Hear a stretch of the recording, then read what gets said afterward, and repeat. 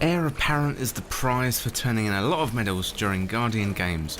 However, this exotic is worth it. It's unique, deals some heavy damage, and you feel like a member of the Cabal when you're firing this thing. So the following is a guide on how to get Heir Apparent in Destiny 2. So Guardian Games runs from April the 21st until May the 11th, 2020, and the main prize for this event, outside who gets to call themselves the best class for the rest of the year, is Heir Apparent. This is an exotic heavy machine gun that takes more than a little inspiration from the Cabal and one Valus Tark. The games themselves, they're bounty focused, and it means a bit of a grind to get this weapon, but as I mentioned, this one is worth it and you still have plenty of time to get the weapon before it goes away on the 11th of May. It might come back at a later date, but we don't know when, so get it while it's hot. To get this weapon, you have to complete a triumph called Class Act. This can be found on the Triumphs tab, then have a look at the seasonal events, and then Guardian Games. So there's a few tactics you can do to get this weapon earlier, and there's some triumphs that you really should avoid. You'll be able to get this weapon faster if you run multiple Guardians, and with just over a week left you may nearly be there, but if not, you can still do it by logging in over the next week or so, picking up the medals in your Guardians and turning them in. First of all, let's have a look at the triumphs to do. So we've got Renowned, that's earn points by collecting laurels from supers, grenades and charge melee final blows. So you've got to get this one to 100% and it's fairly straightforward, albeit a little time consuming. So this is one of those where the percentage bar goes up quite slowly. I do have a guide on how to farm laurels and I'd recommend checking that one out. Basically, you want to be farming activities with a lot of weaker enemies. Since you need Destination, Forge and Gambit medals anyway, I'd recommend those activities so you can double up on earning medals and collecting laurels at the same time to be the most efficient.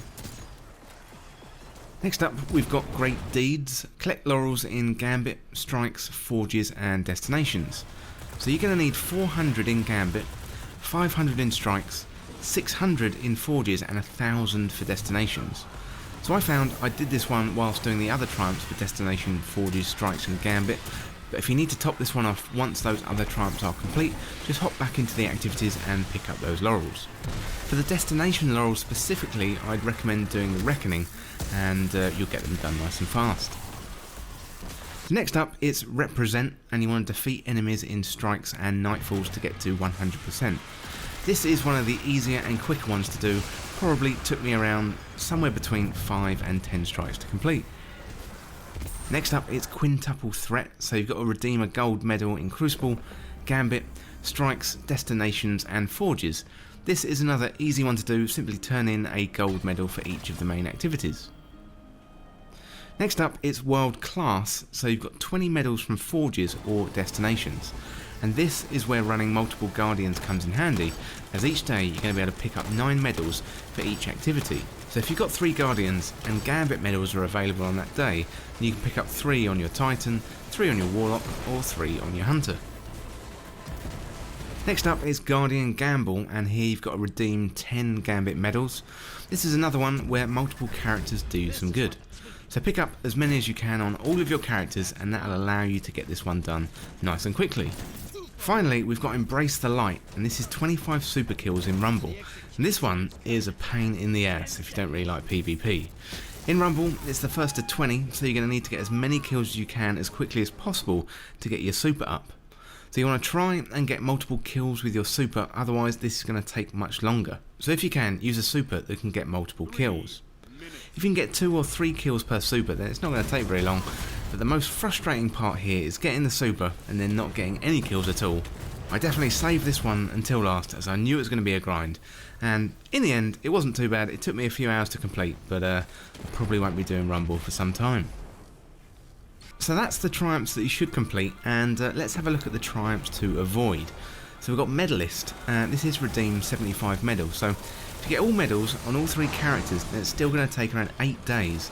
And to be honest, I didn't really want 8 days in a row of getting all medals on all characters. That sounds like too much to me, so I think that one's one to avoid. Next up, it's Gold Medalist, so it's redeem 30 gold medals. Again, this means getting a lot of gold medals, and it's going to be very time consuming, repetitive, and I think another one to avoid. Finally, there's show your colours, and you've got to get points from bounties. You could do this one, but the percentage meter goes up quite slowly, and the bounties are really specific, making them much more time consuming. For me, this is another one to avoid. Well, let me know down in the comments which triumphs you completed and which ones you avoided. Once you've got the 7 triumphs complete, then you can complete the Class Act triumph, head back to the tower and pick up Heir Apparent from Eva. So this is an exotic heavy machine gun that goes in the power slot. It's 900 rounds per minute and it's got 115 in the magazine, although that's according to Light GG, and when I load up a strike I've got 150 in the magazine, so it looks like Light GG might be a little bit out there. But with it being 900 rounds per minute, this makes it one of the fastest machine guns in the game. It's got good range at 64, great handling at 70, pretty good stability at 58, and on the hidden stats it's got 90 aim assist and 75 on recoil. There's a few interesting perks on this one, and the first is heavy slug thrower, and you use that to spin up the weapon, so it can only be fired when fully spun up. The second is Armour of the Colossus, so while at full health, spinning up this weapon protects you with an arc shield. So this is basically a minigun, and you can see the big cabal shooting them at you at various points in the game. One interesting thing with this gun is you can't aim down the sights. The regular aim spins the weapon up. So it has to be one of the most unique and fun exotics in the game right now, and it does big damage.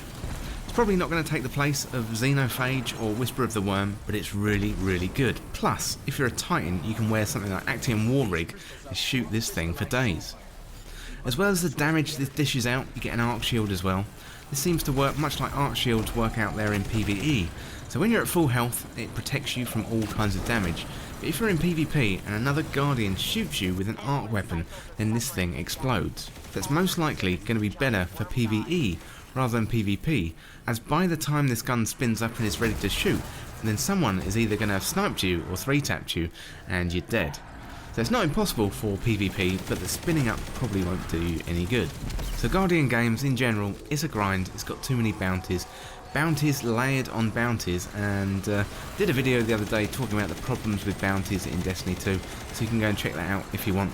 But it does seem like Bungie has taken this into account with their latest update from this week at Bungie on Thursday, so our seasonal free events are also currently heavily utilising bounties in their design. We see the feedback around Guardian games being the most recent source of frustration, with too much emphasis on completing bounties to participate in the event. We don't plan on making any changes to the current event as it's ending in a few weeks, but we are already looking at plans to adjust the role bounties play in future events.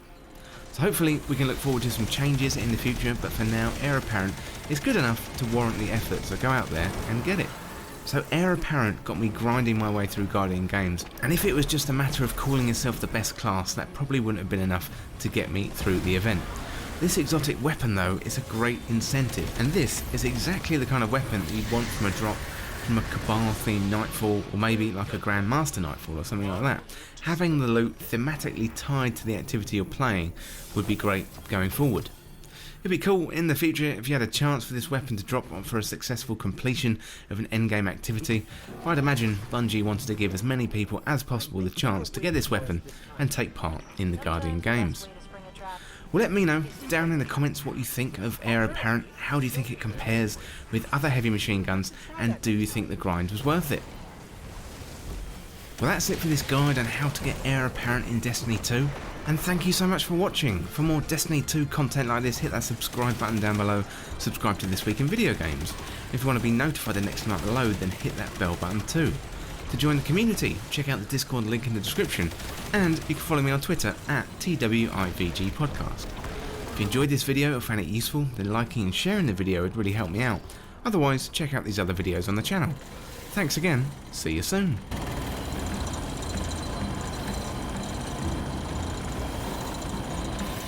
Almost back to the surface. Watch for air support. This guy's too smart to not have a backup plan.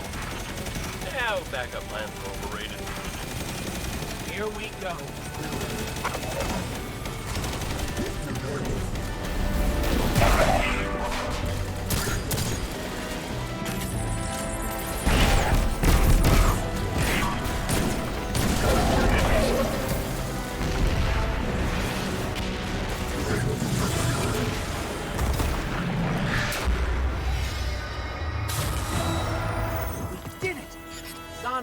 making any more scary new weapons for the Red Legion.